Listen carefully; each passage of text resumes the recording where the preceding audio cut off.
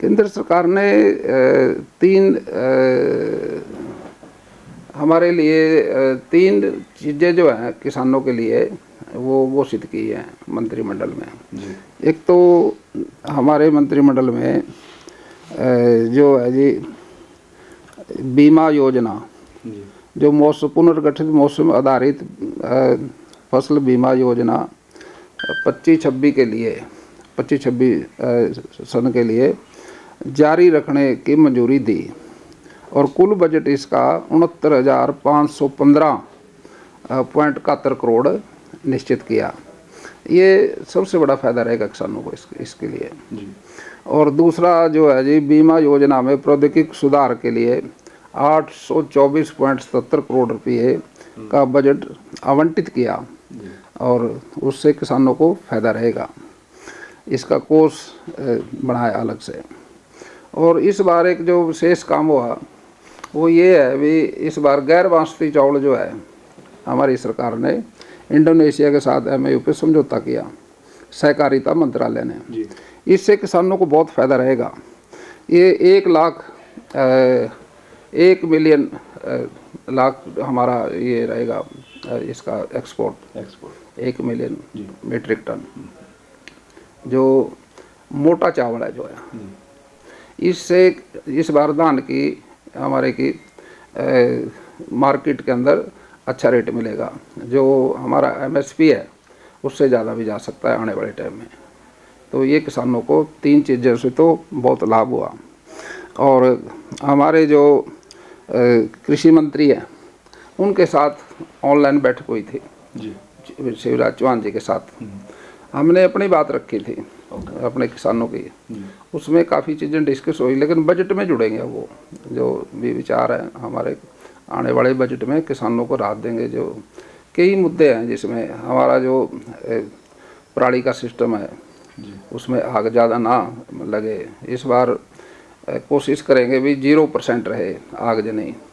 किसानों को हम उसमें और भी मशीनों पे सब्सिडी देंगे। पीछे भी बहुत मशीनें हैं 1,0882 मशीनें हैं जो हम सब्सिडी पे दी हुई है।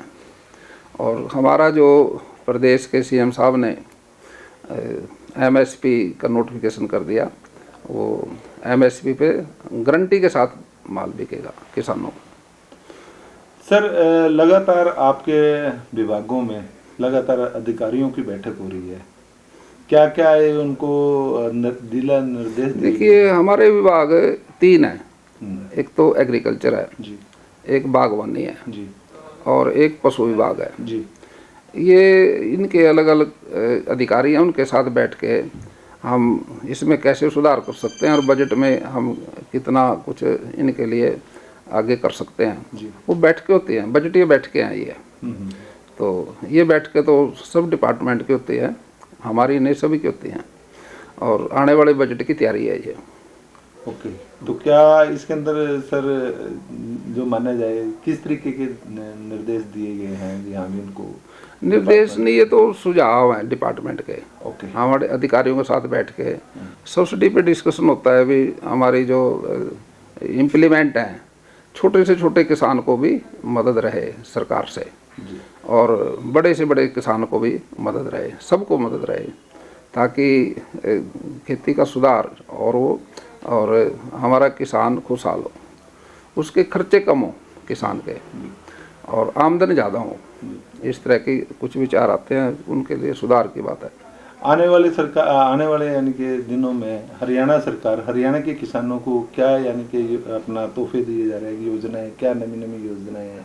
देखिए किसानों के लिए तो MSP मंडियों का दाम है वो ठीक मिल जाए तो उससे ही हमारा काम ठीक होता है। पानी का बचत के लिए भी हम सोचते हैं भाई जो ज़मीन का पानी है वो कम प्रयोग हो, ऐसे हम सुझाव अपने अधिकारियों से लेते हैं और उन पे इम्प्लीमेंट करते हैं। पिछले दिनों जो बरसात ओलावृष्टि हुई है कई किसानों की यानी कि फसलें खराब हुई है, उसके लिए क्या ओलावृष्टि में मुआवजा कुछ ऐलान किया गया है? देखिए प्रकृति प्रकोप है, खेती खुले आसमान के नीचे होती है। अभी पिछले सीजन में सूखा बहुत था जिस वजह से किसान का प्रोडक्शन प्रभावित हुआ और उसका जो हमने वेरिफिकेशन करके 2-2 हज़ार रुपये किसान को पर एकड़ के हिसाब से सभी को दिए।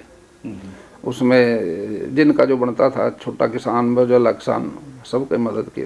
लेकिन विपक्ष तो ये कह रही है अभी यानी कि ओलावृष्टि का कोई यानी कि वो मिला नहीं है। देखिए, इसकी वेरिफिकेशन होती है, ओलावृष्टि जो भी नुकसान होता है ना, उसका सरकार वेरिफिकेशन करके फिर उसका करती है। एक सर डल्लेवाल 41 दिन हो चुके हैं बैठे को, उनकी काफ़ी तबीयत खराब है, इसके बारे में आप क्या कहना है? देखिए, डल्लेवाल जी की सेहत का तो ख्याल रखना चाहिए पंजाब सरकार ने, ये मुद्दा ही पंजाब का है। वैसे हरियाणा में तो एमएसपी का कोई ऐसा है ही नहीं, सब किसान संतुष्ट हैं। वहाँ की प्रदेश की सरकार ने उसका ध्यान रखना चाहिए और उनकी बातों को सुनना चाहिए।